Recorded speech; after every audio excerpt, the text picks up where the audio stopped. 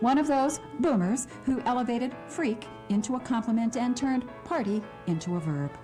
I was more worried about the mindless stunt he'd pulled in Norton's office, because it meant Lenny's manic cycle could be kicking in. The one on Mother's chest, noun, that taught me scar, raised stripe where a breast had been. This pitcher was the strikeout king of the league. People weren't supposed to hit home runs off of him, let alone me. I was not necessarily a long ball hitter.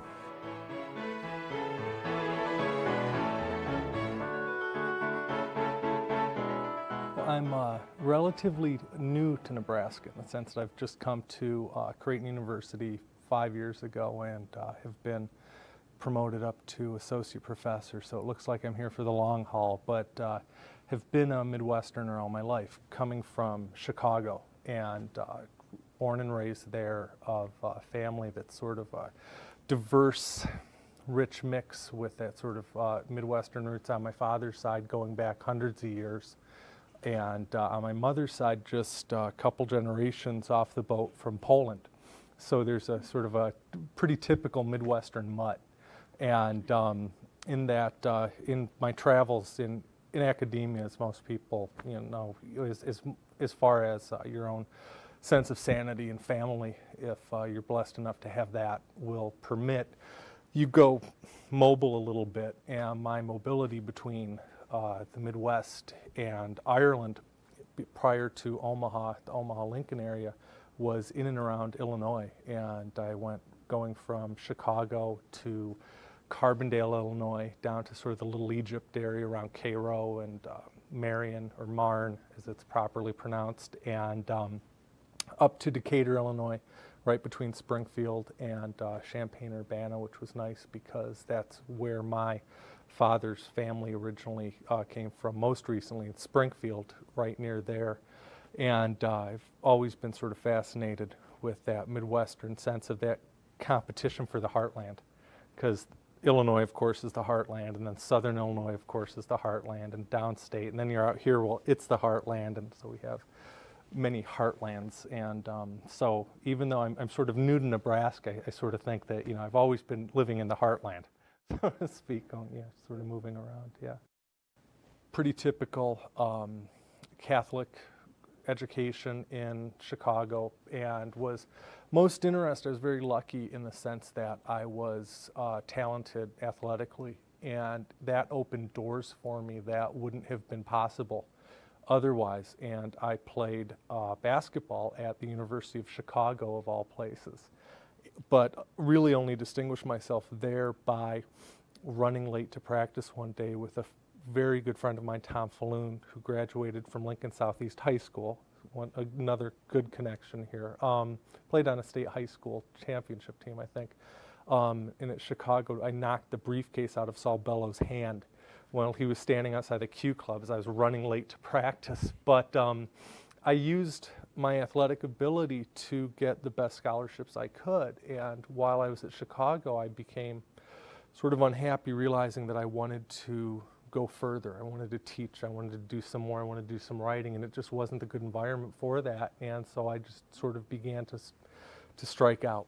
And I went to the University of St. Thomas. It was in the College of St. Thomas up in Minnesota, which is a wonderful place to be for the, you had the Loft up there in the Minneapolis area, wonderful writing instructors, Mary Rose O'Reilly up there, Lon Otto, who are wonderful mentor writers. I was working with an Irish Studies scholar, Thomas Dillon Redshaw, who had been a senior fellow at Queen's Belfast before then, and all of these people remained good friends and mentors. Following that, I went to University College Galway for a short spell in a creative writing program, coming back to Penn State, and then Loyola Chicago, and then sort of began the peregrinations until landing out here at Creighton.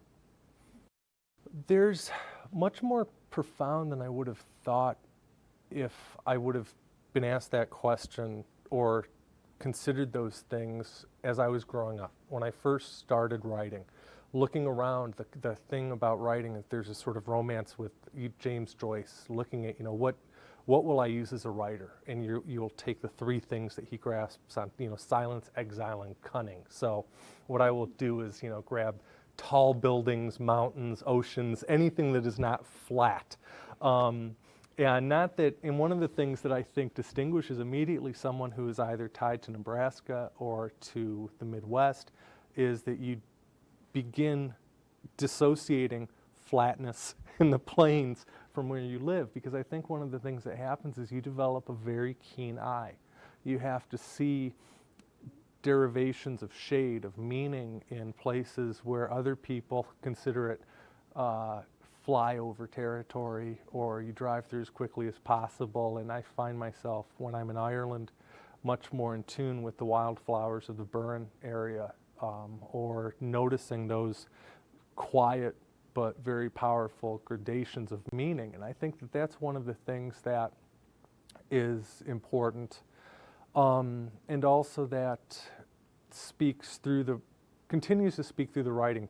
That it's almost tried or cliche to talk about that still, silent voice, but within the Midwest, that's always been a very important part of writing, and I think that it's sort of snobby to say, but we should say it more often. I think we're a little bit truer to the craft than in large markets on the coast or in cities where there's a huge payoff. I mean, I know people who don't have recognition for another, until they're, they'd be over and done with somewhere else, but they just continued writing. I mean, my God, Ted Kooser, what a brilliant poet whom we all knew about, yet everyone else is looking at him as some sort of ancient poet. It's like, no, that's the work ethic that we instill in writing around here. And I think that that's something that's always remained very important to me.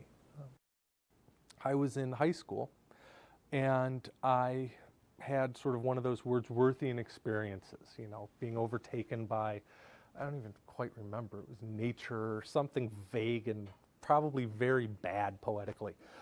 But I didn't know what to do with this thing. And so what I did was I presented it to my English teacher at the time.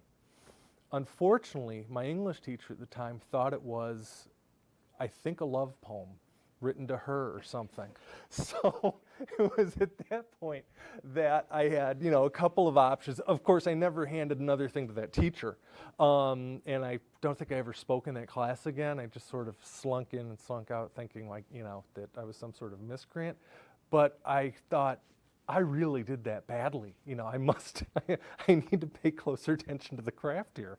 But I also thought, I need to search out people who know a little bit better about poetry. And so that was also the time at which I was looking more seriously at, okay, I have a letter from the University of Chicago.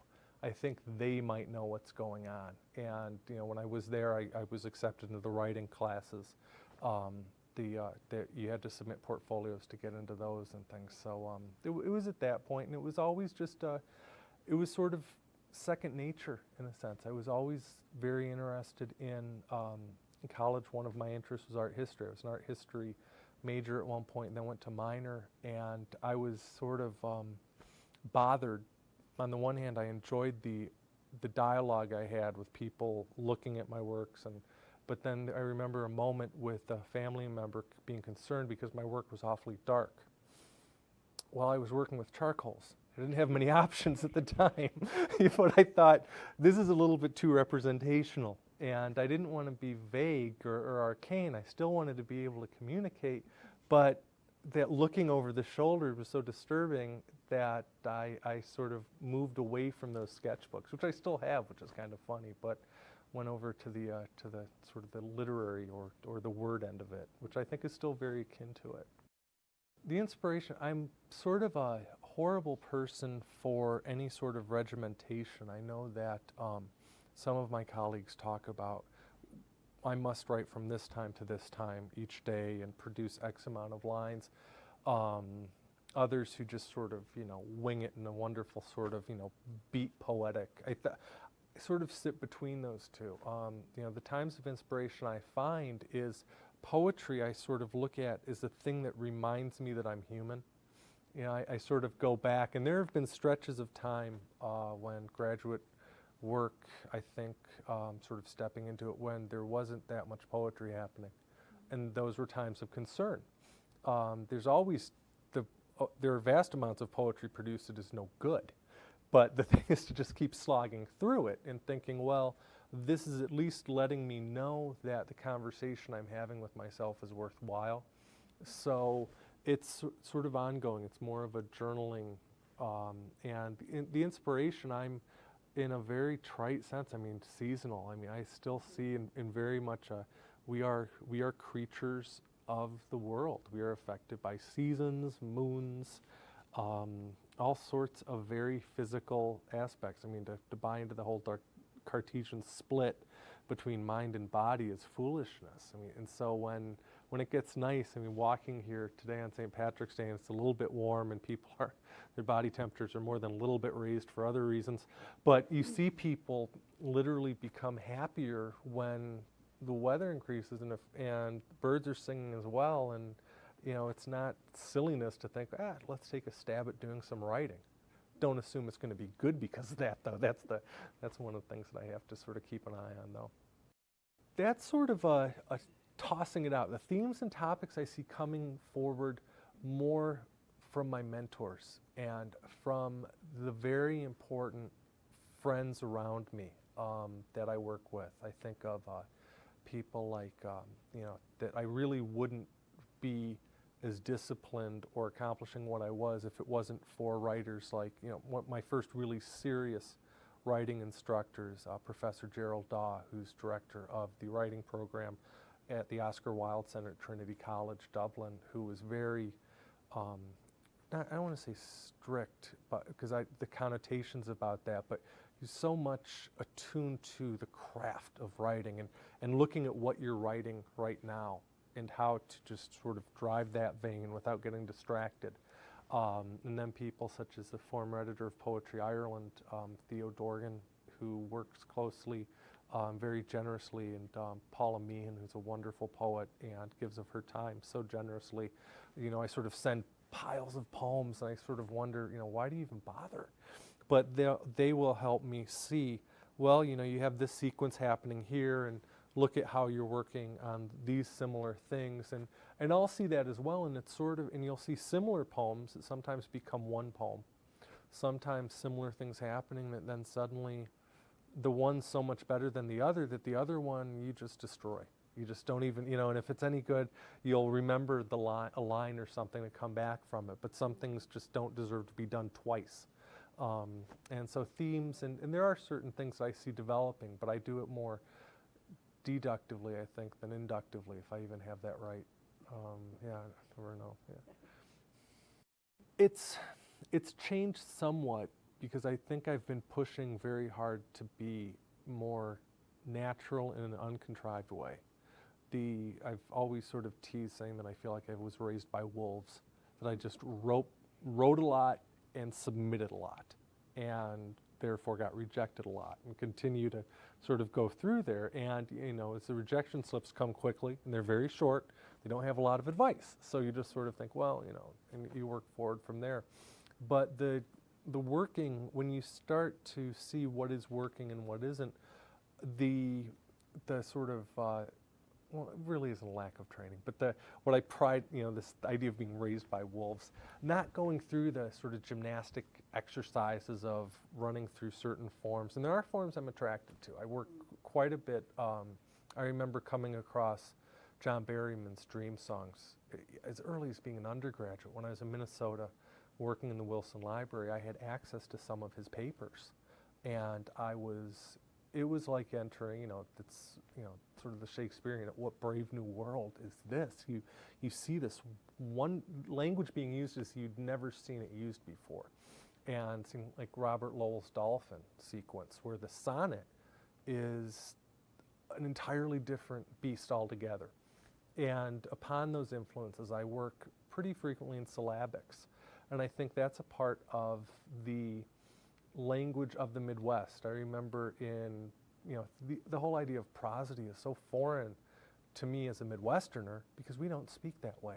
I remember being in school, Penn State, which isn't exactly far east, but when people would say Milton is how people speak, I sort of would look around going, now where I come from, no, and this is just not the sort of thing that you can explain iambic pentameter, but it's not the language that we hear down on N Street. It's not the, and so the syllabics seem to create a tension between that form and making language do something and draw attention to itself, yet maintaining a speech pattern that's natural, because I don't want it to become contrived, where I'm going through rhyming dictionaries and using words that I wouldn't normally, which is some of the exercises that you're doing, where you're trying to, use words you wouldn't, or go through different exercises to become more rhetorically, have better rhetorical virtuosity. And I just, I'd rather just keep, as Daw would say, just keep working that vein through. We're becoming so fragmented in a sense that people speak such different, not simply dialects, but colloquialisms and idioms and languages that just I'm trying to speak in, I don't want to even say an educated way, but just a sort of baseline, and in the hopes that people will sort of meet halfway. And it worries me at times that poetry is becoming something written by poets for poets, because the history, the work that I've always done regarding poetry isn't that, in the Irish tradition certainly, they're not the unacknowledged legislators of humankind. They're the acknowledged legislators, because they're the ones who understand language. They're the ones who, when they see that President Bush and inviting the Northern Irish, in not inviting the Sinn Féin representative, the White House says it's because the rule of law is under attack. Well, the rule of law is under attack was a quotation used 30 years ago by Sir Reginald Malding in the same speech from Parliament, when he said that what the Conservatives wanted to do in Northern Ireland was maintain an acceptable level of violence, whereby only a certain number of people would be killed or maimed each year. And poets, I think, are particularly attuned to stand up and say, you're fooling us. You're using language in a way that violates our sense of dignity. And that language, I think that audience is becoming precarious, because people are sort of tuning into their TV station, to their newscasters, to their sensationalism, and are less and less willing to sort of listen to not so much even contrary voices, but just slightly different voices. And so that, in still trying to think of audience, it's becoming more and more an ambivalent issue for me. There's the message, if there's sort of a message driving poetry, there's always that harsh critique of the work at first. And I think if you're going to be true to yourself, if you're going to be true to the craft, then it says something about an ethical stance. And the classical rhetoricians, and the whole idea of ethos being my presentation of myself as valid, as truthful. And so if my only aim or intent is to be as precise and as hopefully as good in some sense as I can with the poems, that in itself is an ethical message, I would hope. And it doesn't have to be, and so I also sort of get impatient with poems that seem to be all message and not a lot of craft at times, because I think that is just as noisy as some of the other things, yeah. It really, I always get concerned when I'm involved with anything. I mean, even the wonderful experiences like the reading tonight, readings that I've had recently, or readings I attend, and that there's you can get worried about how to behave, how to there's enough to worry about just simply to write a good line, to write without all the obstacles between your head, your hand, and the page. If you can put as much of that aside and just do it, I think something good is going to come of it. But there's also a great deal of patience involved, and that's something that I was very lucky for some reason. I think maybe it was a good, healthy dose of West Side Chicago Polish self-deprecation, that I didn't start at 16, 17, 18, older, thinking I'm better than Shelley. This is the greatest ever. I was always sort of laughing at what I was doing a little bit, and always knowing that this isn't quite. That there were certain people I couldn't quite show this stuff to, but I think that instilled in me a sense of patience, that you keep going, and you read the essays that even a maligned essay like T.S. Eliot's Tradition, the Individual Talent. He has that episode and there where he talks about the historical sense, and he presents that bridge that a poet, to get past a period in the 20s, must have a certain historical sense in which, and I think what he's talking about is that sense of context and history and overall patience of where you fit among your peers, and peers going back thousands of years, and even more sort of cave paintings. And we're talking about an awfully long time, and there's many things to think about, but all of that stuff is secondary to simply writing and just staying true to that. And the other thing I would say is try to find someone close by who can encourage you but can be truthful. I think we all need fans in life. That's very important, from children to friends to dogs to cats. I mean, get a fish if you need one. We need fans. Life can be rough, but fans with writing aren't necessarily the best thing to have. So I guess I'm saying this because showing it to maybe family members might not always be the best thing. But find a friend, and that friend doesn't have to be a writer.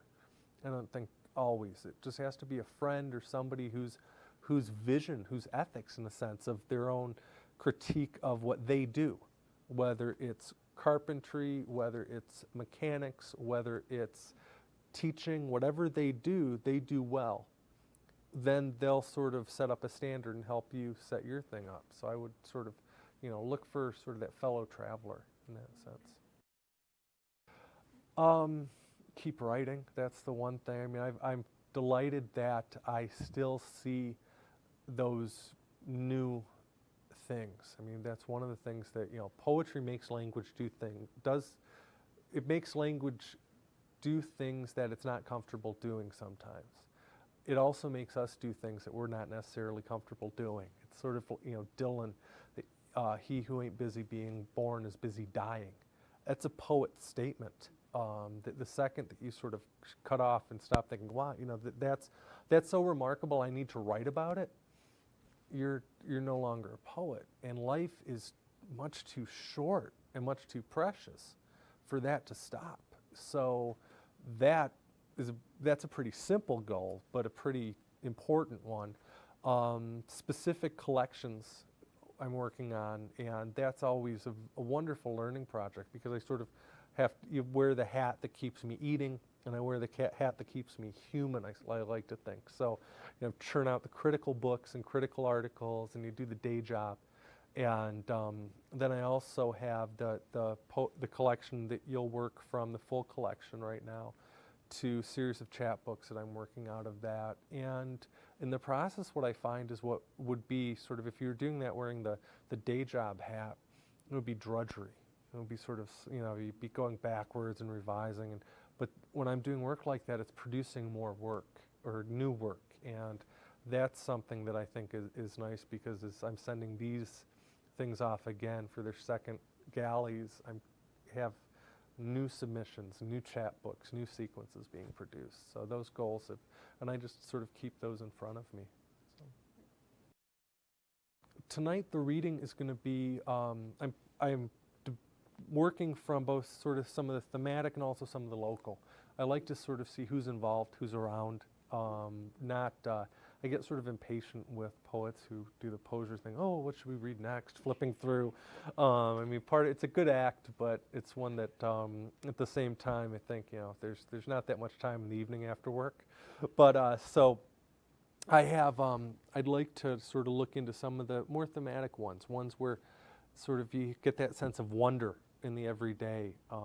And so I'm going to have some of the cityscapes of Chicago, but I'm going to juxtapose many of those as well with the rural areas sort of in Illinois, almost sort of taking sort of a wagon train, so to speak, from Chicago coming out to as far as Valley, Nebraska. I sort of was I worked out a poem over that I'll introduce as we have the reading, but I was listening to the Messiah, a good Irish work as it was introduced in Dublin, and wonderful, every valley shall be exalted, and there's Valley, Nebraska, and I'm looking for the mountains around it, and I'm not seeing any, but sort of then writing out of that experience.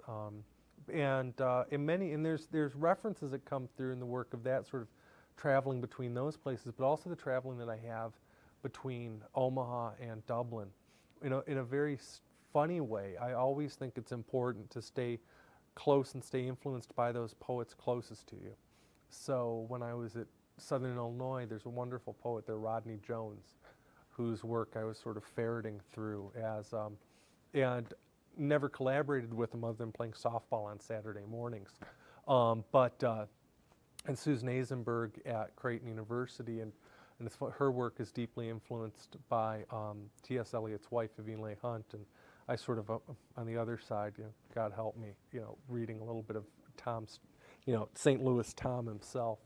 But in today's day and age, when talking about that friend to be by with poets, it's sort of strange in that I can stay in touch with my friends in Baldoyle, in just in Dunleary, and by email, by sending the poems back and forth. And if you were to ask sort of what writer circle are you a part of, I think my work looks a lot more like the work being produced by contemporary Irish writers than it does at times contemporary sort of Nebraska writers. But that distinction itself, we're at a point where those are blurred, and I think gloriously. So poetry is at a real point where it could go to sort of, I don't want to, it might be able to recoup that audience. And it's one of the things too with the journal that we've just launched at Creighton on Shawnock.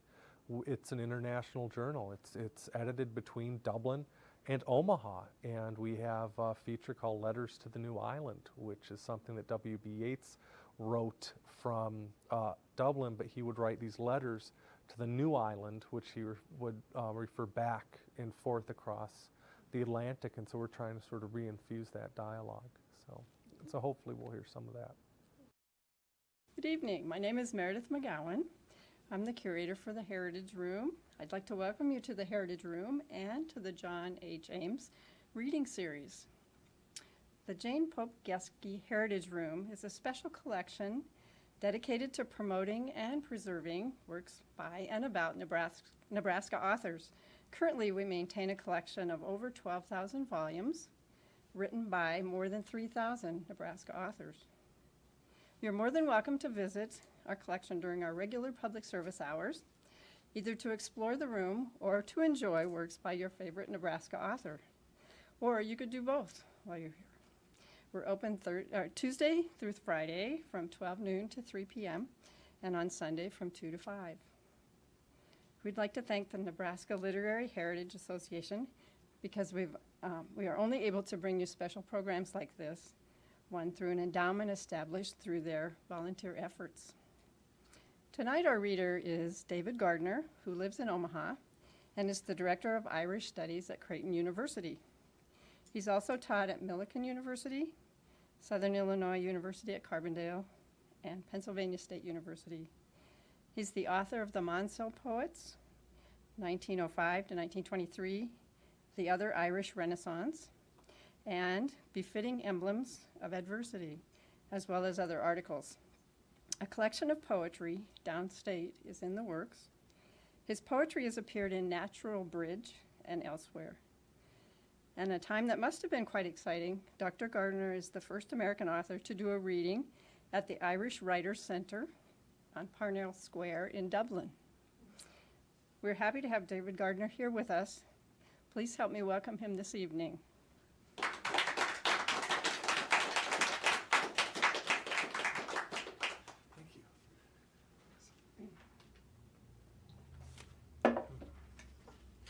Thank you very much. Thanks, everyone.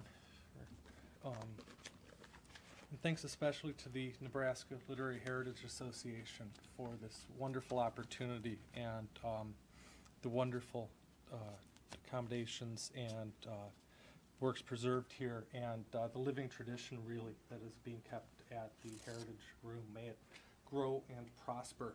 And in thanks for all of you coming out on St. Patrick's Day night, or as we like to call it in my neighborhood growing up in Chicago, St. Joseph's Day evening, I will not have too much of the angst upon you tonight. I will try to make it not something that you regret doing when you were thinking, I could have had another beer. What I'd like to do is I have some groups of poems, some from the collection downstate that is working through publication in Ireland right now. And each time I say that, I sort of sound like the person that we always knew in high school who had a girlfriend or boyfriend in Wisconsin, or, you know, they were always sort of away on vacation and you never really met them. But this is for real, trust me. So, I'd like to begin, though, by invoking a muse, so to speak. One of the greatest living poets in Ireland, and one of the most overlooked on this side of the pond, is Brendan Kennelly. And Brendan Kennelly published a collection called The Man Made Out of Rain just a few years ago. And it's a poem sequence which originates in, basically, as he says very clearly in the collection, a series of hallucinations he had after quadruple bypass surgery. In which, and those of us who have gone under the knife and met our maker face to face know that this isn't an uncommon thing, to then suddenly be in conversation with all sorts of people you'd rather not be talking to. And this Man Made Out of Rain is a person I think we can sort of thank for sending Brendan back to us more vital and more articulate than ever. And I'll just begin with his work that's from The Man Made Out of Rain, and talking about the silence of infinite spaces and what poetry gives to us before heading into my own. So here's Brendan as our muse this evening, coming to us from Dublin. The man who said he was terrified by the silence of the infinite spaces must have looked through the eyes of the man of rain. Yet it is necessary to go beyond terror, and if you persist in looking through those eyes, you find a state of such clarity, peace is happy to live in you. All words spoken and written are drops of rain falling from the seagull's wings. All the books are the forgotten famine dead, and no one knows the words of their song. This in itself could be a source of the terror, but this too vanishes in that clear state where the bones of all your dead foregather to greet and welcome you, set you at your ease. The creation of terror is a coward's art, and when I terrify myself by looking at what I cannot begin to understand, I pray to be rain on a seagull's wings, falling on my cowardice, creating terror as a way out, a solution to the eyes of the man of rain, looking through me, being looked through, seen, known, so what? Think, say the eyes, of the beauty of nothing. Call it the cheetah's speed, or the 9 o'clock news, the weekend supplement, or Shakespeare in a nutshell, a one-legged pigeon, or a bubbly millennium. The beauty of nothing celebrates all the lost books, the empty libraries of the infinite spaces, words wandering, comets, lost, starving children whose eyes possess your eyes, their silence saying, look into the eyes of the man made of rain, cries of the victims of terror, light on the wet slates, the pain of admitting nothing is the passion and the logic of beginning. Phoebe Clare is 5, eyes wide. I love reading. We are glad that God sent Brendan back to us. And on that note, I'll begin with a poem and a series of poems on the city, cityscapes, suburbanscapes, and children, and some of the child-raising aspects. Because I think one of the things that we share all of us with poetry is childhood. It's a hard thing for any of us to avoid, at least until further scientific advances are made. Because there is something childish about the poet's eyes. And I've been blessed in being able to experience that again. And these poems in some way engage in that and hope to work through some of those themes. The first one's coming back. The only real references going on here, Ithaca and Ames. I'm a little knee-deep in Ulysses most of my life because of my teaching responsibilities. Ithaca simply being Odysseus' island, Ames being the goat herd or swineherd who first recognized Odysseus upon his return. Coming back. I wanted them to be older, the crossing guard to have gone gray, and the pavement to have buckled mercilessly. But it was Indian summer, hot October, sunny, cruel. On Ithaca, Aeneas had the natural decency to cry for the undead. There's no decency here, no return for a non-hero. A hero doesn't simply live, doesn't as easily follow the path of yellow or gold leaves as they fall slowly by themselves, doesn't walk the dog, stare too long at 6 colors in a maple, or carry his daughter to bed, asleep, her head rolled soft over, dreaming and all right, as a non-hero learns from her to live simply, be heroic. There's a sort of a liminal space, never Neverland, so to speak, that I like to call the third shift. Many of my relatives worked it, and the third shift for some of us who might not know what that is that shift. My mother worked it, of course, as a nurse, but working it in factories, it's a shift that gets off at 7 o'clock in the morning. And we had the pleasure, my wife and I, when we lived in Wrigleyville, which is sort of becoming more and more gentrified, a little bit south and a little bit west, there's an area that still has more 7 a.m. liquor licenses than anywhere else in the entire Midwest, because there were all sorts of teletype factories there that kept just working around the clock, especially during World War II. When you get off work at 7 o'clock in the morning, you want to drink. You know, you're being because you go home, you have your dinner, you go to bed. You're just working on different hours. And this third shift, I would always sort of think of as these sort of all-nighters were being pulled for less celebratory reasons than some people are behaving this evening.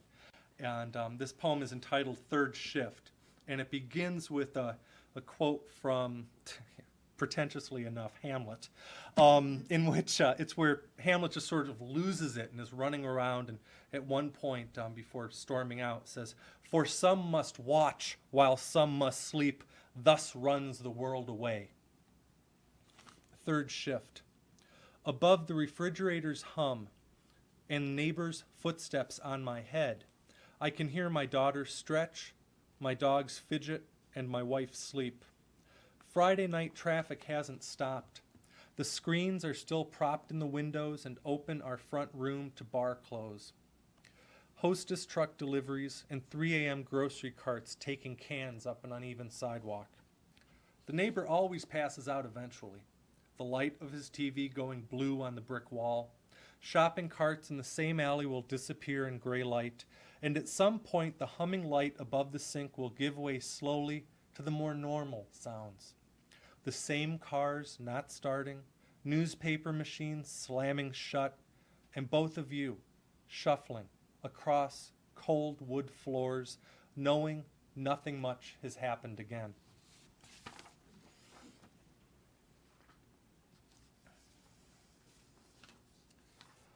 The challenge in looking at the quotidian, the sort of day-to-day stuff, is on the one hand to connect, to know that yes, we all experience this, or if we don't, we've had, it's something that we at least can conceive of. To take that and to shape it into a poem, I experiment frequently, and one of the things I was experimenting with at a point was something which Professor Stanfield, who I was delighted to see for the first time, it seems like 30 years, knows better than I, something that good William Butler Yeats worked with, the refrain. And it seems an awfully antique thing, but I like to try to wrench it into more contemporary, modern areas. And this is a poem in those same thematic areas in which I was working with that, called My Baby Bathed in Neon Light. My baby bathed in neon light, sleepless, staring for the dark through the night. At midnight, on a still, too warm, late March, I'm looking for something else to tell you. Notice in the black and white of Ashland playlot that the shadowed buds have gone to flower before I've even noticed a leaf. In the gray of an open loading dock, I trace black branches on magenta skies, pray to the white-green moon of St. Alphonsus clock, drift off to the sound of the torn chain net brushing the iron off the white steel backboard. My baby bathed in neon light, sleeping, redeeming the dark through the night. This sort of silly obsession with form hit me in a weird way at a point when my wife and I were at Penn State. I had a wonderful opportunity to sit and talk for a little bit before the reading, and we're talking about sort of influences and some of the work of how Sense of Place and what you're doing influences the actual writing you're about. And I remember being at Penn State and wanting to work on Keats and the Great Odes, and looking at his ode and coming across the term stubble field. I had no idea what it was. I had been born and raised in Chicago, went to Ireland, and a stubble field was entirely beyond me. I was looking it up in dictionaries. It just something wasn't resonating. And I was in this romantic vein where all I had to do was memorize these odes and they would make perfect sense to me. So that obviously didn't work. Still hasn't worked. But what I did end up doing was I undertook a series of odes, because I in the years since have decided we need more odes. To follow up with what W.H. Auden says, is what we need to do is teach the free man how to praise. So I started undertaking a series of odes. And the first ode that I will read is an ode that was published a few years ago, and it's called An Ode to Buzzy Santos. Some of the background to this is slightly interesting, hopefully more than slightly. Buzzy Santos changed his name. His parents changed his name upon immigrating immigrating to the United States, because they wanted a more American-sounding name than Santowski. And so when they were going through immigration, they were encountering the names around them, and Santos was the most American-sounding name that they encountered, and changed their name to Santos, and sort of forever loved that. The wisdom of realizing that they did in fact choose the most American name that they were presented with at the time. Ode to Buzzy Santos. I never really met Buzzy Santos. I think occasionally he was our fiction. A shadow around the corner, tires squealing out of the half-lit White Hen at Dixon and Olympus. He drove by wearing cutoffs on every Honda. He could buy cases of liquor in any Walgreens. He ran our neighborhood from the borders of our need for something to keep us from sleeping early and forever, haunted us with a life we could watch from open garage doors after 10 o'clock in August. Other nights, we'd sneak out to Memorial Park with 3 or 4 beers stolen from McGuire's garage, sit at the bottom of twirling slides, lightning bugs, airplane lights, and the flare we knew of cigarettes, his girlfriend's, his own, and somebody's joints, answered our warm beer musings from the stubble fields where Buzzy stood. Bitten by suburban nights, mosquitoes mostly, and some weird, insatiable foraging instinct to explore further and deeper into the known, sidewalks, cul-de-sacs, and new playground equipment, like rodent raccoons knocking over the garbage cans of some parent's wish of what a home should be. I never really met Buzzy Santos, but tonight I know I see him standing, reflected in the dark window of one of those metal-grated storefronts on State Street, stereos and portable phones turning slow circles on their stands next to fake furs, fake gold, fake foreign stuff from Toledo, Ohio. Buzzy's standing out there tonight with one hand in somebody else's back pocket, the other clutching a brick of cordite, shaped like my small hand, ready to blow the Oriental electronic outlet to its place among the half-thoughts of my adolescent drives home. I'll stay in San Francisco for a second for another ode to Paul Desmond, an Irish theme here. You know, Dave Brubeck, the brilliant song Take 5, one of the most famous jazz singles of all time. The song was written by the alto sax player, Paul Desmond, who went on to do solo work afterwards and was never quite as successful on his own. He had a strange affection for sort of June Cleaver background singers that wasn't quite as hip as what was happening with the rest of the bop. But he produced these incredibly finished albums of the like that almost sort of the square equivalent of John Coltrane, I guess you could look at. But this is an ode to Paul Desmond, and the epigraph is simply from his liner notes on this one of his first solo album, and it just simply says, "My name is Paul Desmond, and here I am 30 years old, and this is my first album." Ode to Paul Desmond. You look like my father, horn-rimmed, early 60s glasses, and a geek cool about your picture that'll fall for backup singers, but shows now only in using words like former in your liner notes. I notice your hands, though, gangly around an alto sax. Altos are supposed to skylark, dance above the clouds, born in places that have seen nothing but dusty sparrows. You're looking up at a mic, and I know you don't dance. You have the gift for being eminently sane, quiet, big-hand articulate when the time is changing around you.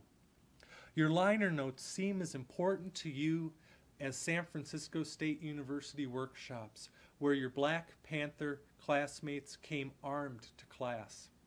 You're understated, and I imagine you're somewhere rereading Proust now, looking up at a tree with a Clifford Brown stare, precise. You're listening without headphones to the playback. The mic's a shadow in a spotlight I can't imagine you'd step forward into. Big hands and glasses, waiting through the playback so the work can begin, seeing it all again, chord over chord.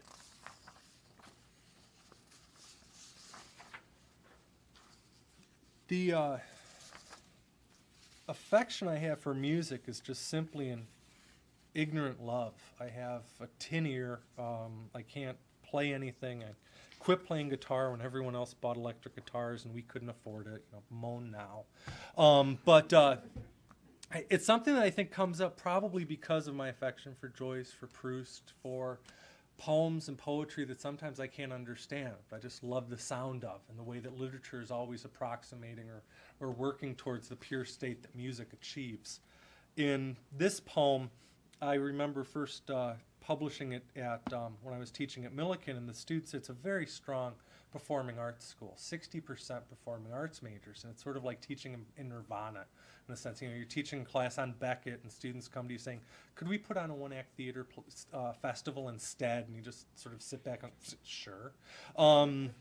Well, they used to chuckle because I couldn't pronounce Debussy, I'd just butcher it.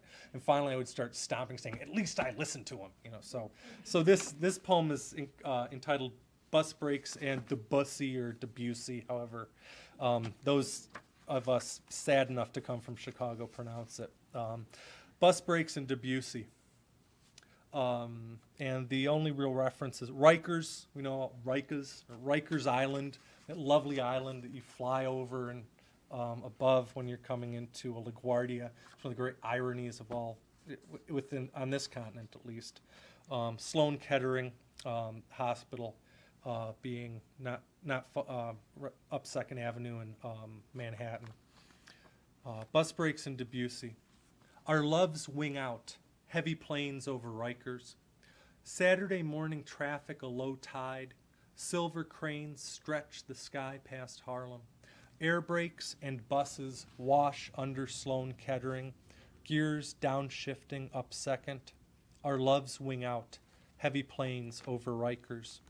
We lie and listen to a city out of tune. Aeolian tunnels, screeching bridges. Every taxi's caught curb is a sore finger on the wrong string.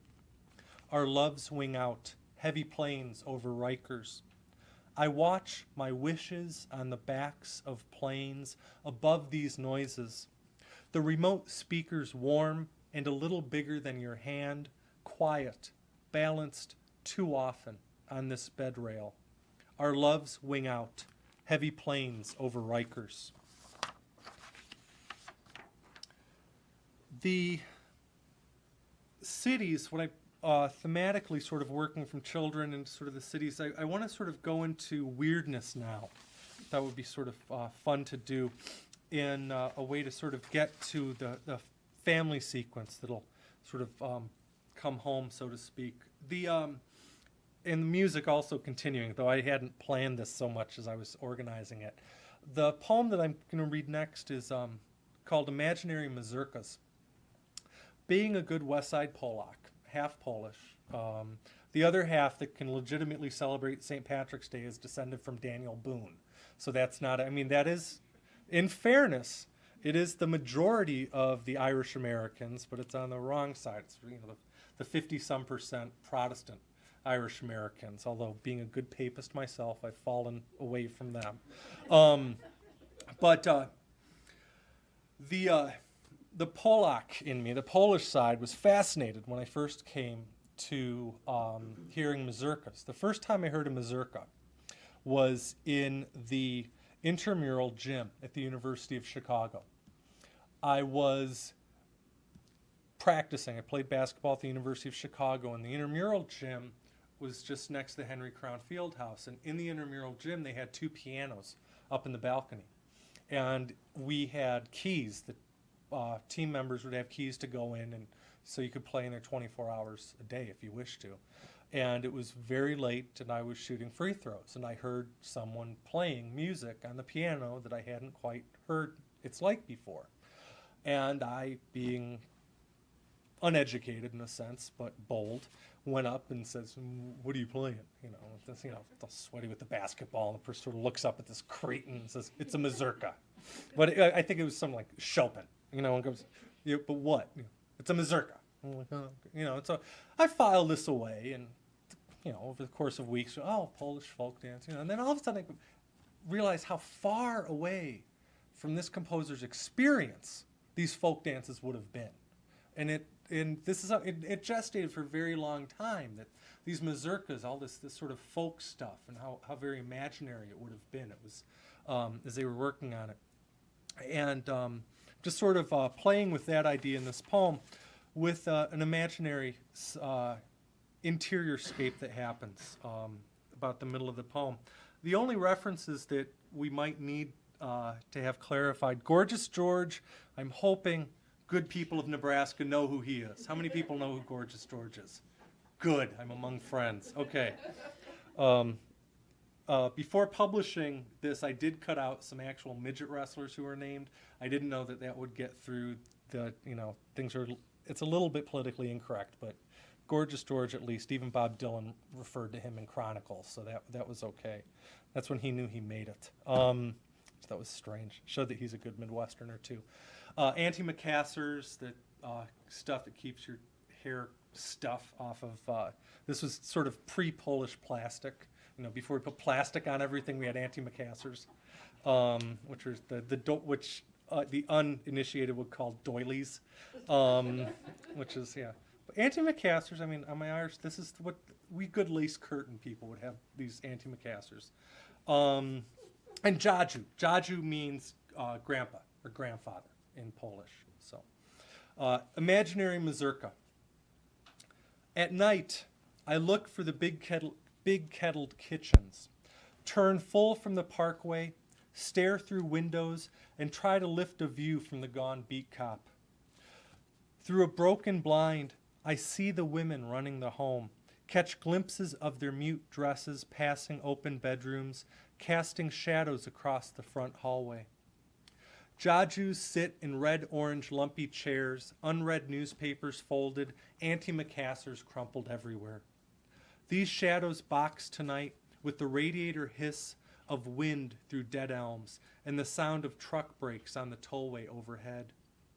Sophie will wake up at 4 and cook dinner for Chrissy to warm. Len will come home laughing and sleepy, toss a heavy lunchbox on the table. Adam and his granddaughter will fall asleep watching Gorgeous George. The whole picture fades in miniature as I squint past my collar. Windows steam and blue light creeps out. Through snowflakes the size of mothballs, the metal blinds are giving way back to those same lace curtains. Turning the corner, I see the snow and petals of glass down the alley, a sparkling, broken river of milk bottles from a tomorrow morning that has yet to happen again. It reaches far out beyond Harlem Avenue and away from this small square of light and rattle of the past. The other side of the past, which has involved my thinking quite a bit lately, is downstate Illinois. And downstate is anything that's not Chicago, according to Chicagoans at least. It's a very specific area, being sort of, I like to think it's people who can claim they're Cardinal fans when they want to and Cubs fans when they want to. It's sort of how Grandpa used to play it out. But it's around Springfield, Illinois, Decatur, Champaign. Not quite as far as, you can actually see where the glacier stopped. Because then once you hit, I can get wrong, I think it's Highway 13, 36, then all of a sudden you get to southern Illinois, and there's hills, beautiful hills going all the way down to Cairo and the Little Egypt area. But these next poems deal with that part of the Midwest that sort of extends then through St. Louis and out till here. The first poem is called 2nd Street Pesach, or 2nd Street Passover. And mezuzah is, starting to think what a mutt this guy is. A mezuzah is the prayer. It's a piece that you, object of adoration that you have at your door, entering and leaving a Jewish home. 2nd Street Pesach. They sit till sundown on Sunday, quiet on the front porch in Springfield, hands folded in mute conversation and militant piety. My elder aunt and great-grandmother, displaced Catholics, paternal observers of the Bible Belt, the tomb, and cinder streets. Great-grandmother stood 6 feet tall. Her runaway sister would speak little at all. Her silence knew the Kishinev pogrom. Her husband was still, a picture in the bedroom mirror, in a prayer shawl, standing in important pose. He was obscured nearly completely by the lacy dress of the child of Prague. As the sun went down on 2nd Street, they stood, straightened their skirts, and went in to their next glasses of wine. They disappear with my crooked memory, past the mezuzah, and into the same silence of the day, the vacuum that all my pasts are becoming. That vacuum that all my pasts are becoming, I'm seeing more and more, not as a generational, more even of a societal instance that poetry is able to step into. And it was hitting me more and more, especially involving this side of the family, because the child of Prague, when my grandfather passed away, and going into his home, the menorah and many of the other articles that were there were, I guess you could only say, very blatantly Catholic. Wonderful lamps of monks reading and huge Children of Prague statues, as if to say, if someone ever broke into this home and looked around at the stuff we'd have, they wouldn't confuse us. And there's, on the one hand, a sort of a curiosity to those items, but a fear as well that I've always sort of, that I'm still thinking about quite a bit. The next poem, Lincoln Trail, is written, we can say it's about Lincoln here, but it's Lincoln Trail is the road that runs between Decatur and Springfield. And the images are sort of, it's another sort of past image that's coming in, but I'll just see if it works. Some editors seem to, so we'll see. I have my doubts at times. There were these sad cellos playing along I-74 to Springfield. I've never known a happy cello, but I know that in our 4 gone family farms, the alarm clock radio in the kitchen never heard anything sadder than Tommy Dorsey over the rattle of dishes on Sunday nights. Hank and his 2 brothers were in a polka band. Grandpa's banjo was hung up the year Teddy died of TB. At 8, I found a clarinet behind the storms in the work shed. I blew one hollow note, tasted the dust, and was too scared to tell anyone. On Old Route 36 reminds me of these things. Just out of radio range, I'm listening between static, not willing to give up on the cellos or the talk. The road stretches out along dusty, splintered window panes that I place cobwebs in at 60 miles per hour. It's almost as if you could play them, string music that would slowly give way to winter dances and wedding dinners and grandma, platinum blonde, on another man's arm decades before she'd be brought out here to be caught once dancing in the kitchen alone in mid-afternoon. Move on to this next one. There's Natural Bridge. It's a journal published down in St. Louis, and they recently had a special Irish issue that came out, and I thought it was kind of funny because they featured some of my work in it. I remember talking to the editor saying, okay, I can see why with the commuting that would work and everything, and in conversation it just didn't quite stick what exactly Irish poetry was and why this was in it. But I guess this Daniel Boone thing, from whom I'm descended, somehow carried some weight. But here, the poem that ended up being published, or one of the poems, is Blinds Down, Middle of Nowhere. And it's dedicated to my grandfather, Walter Gardiner, and his glass company, which he ran by himself out of Springfield for till his death.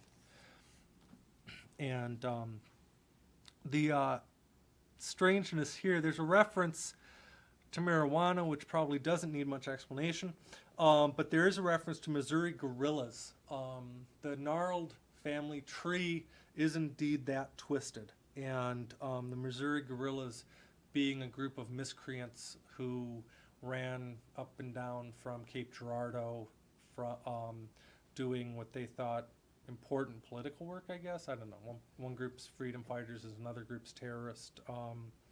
But their group going all the way back to the Civil War that there's some shady connection to on my part of the family. So.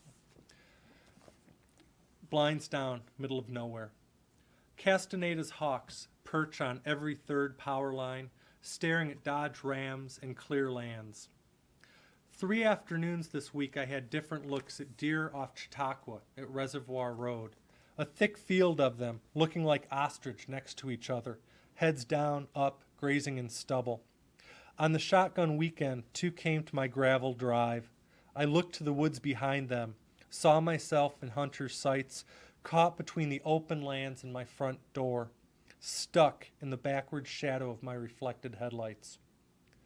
These are my people, Missouri guerrillas, master glazers, and marijuana growers. My family tree washed down the Ohio, flotsam on the southern Illinois shore. I'm going to move a little bit quicker here to get to some recent stuff. When my paternal grandmother passed on, I learned an awful lot about her.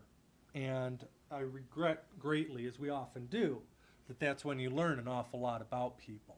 And you sort of wish that you could turn that clock back as quickly as you possibly could. And this letter is about that. It's called A Letter to Florence. And the 400-year-old name is, her maiden name was Sherwood, and is actually from Sherwood Forest. And it was one of the things that I hadn't discovered until, until it was perhaps not too late, because we then tell our children and they tell their children. But I would have liked to have heard it from her in person. A Letter to Florence, in memory of Florence Marie Sherwood Gardiner. They were cleaning the temple the morning I heard, sweeping out cobwebs, folding tables up. The whole parlor closed, and the quiet consumed me. This morning, I think of rosary beads. A mass is only so long as a grandmother reads them. A life only so long as our fingers counting beads, snapping beans, or squarely set on the round edge of a kitchen table. This morning's reading said only to me, I am eaten up with zeal for your house. I know your house simply is another place, like others, I haven't been at enough. And of all the things that I think I know so little of you. Only that cornstarch and flour are mixed for breading, and when you were a little girl, something. Your past to me, despite the genealogy, is the wide shore of Tiberias.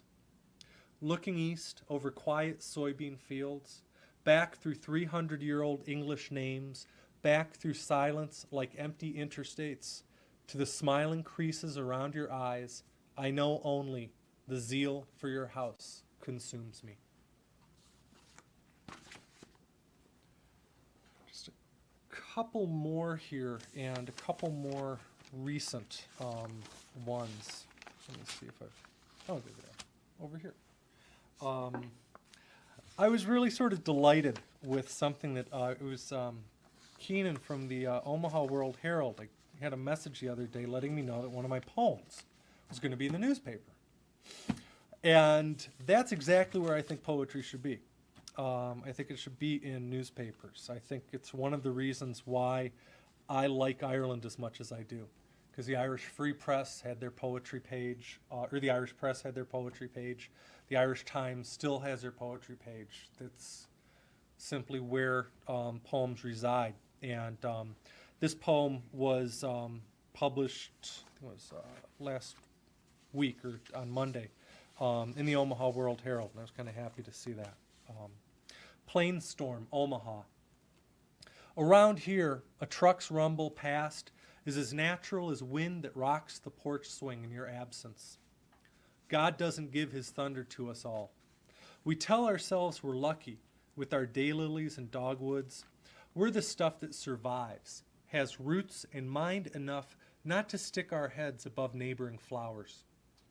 The winds, the sirens, and the early bath times sort of all fall together to make our long horizons hang together as the front porch swing rocks with silhouettes of wild roses waiting for the storm, the front of a life that blows in from elsewhere.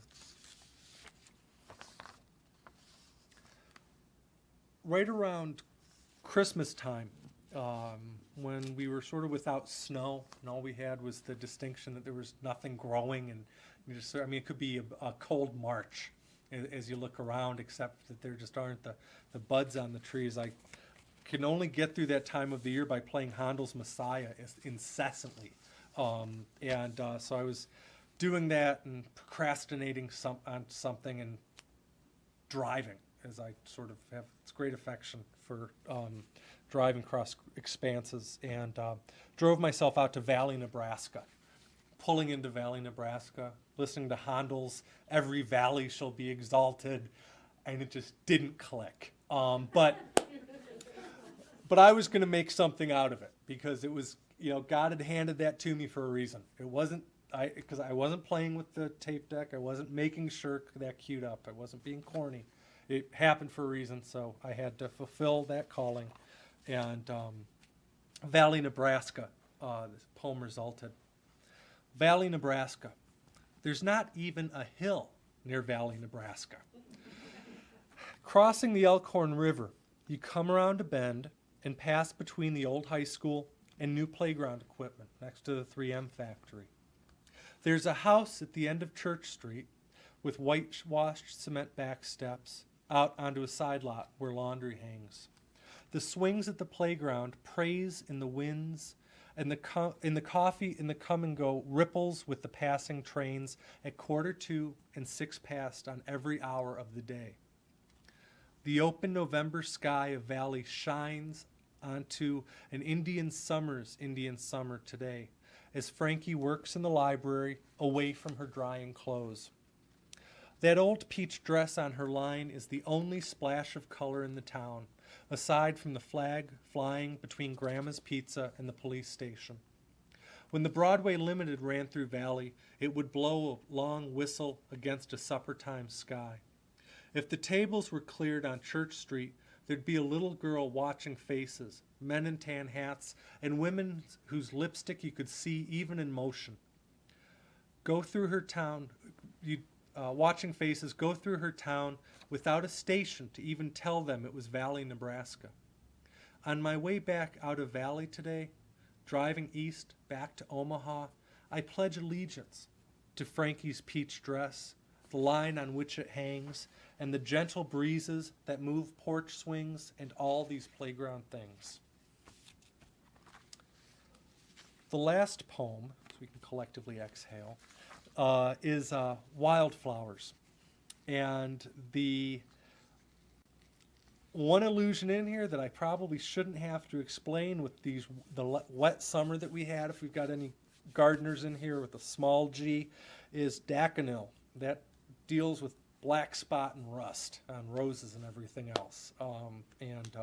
Hopefully won't be having to deal with too much of that this upcoming season, but you never know around here. Strange things happen, and we are just simply happy to have what we have, especially after the droughts. Wildflowers.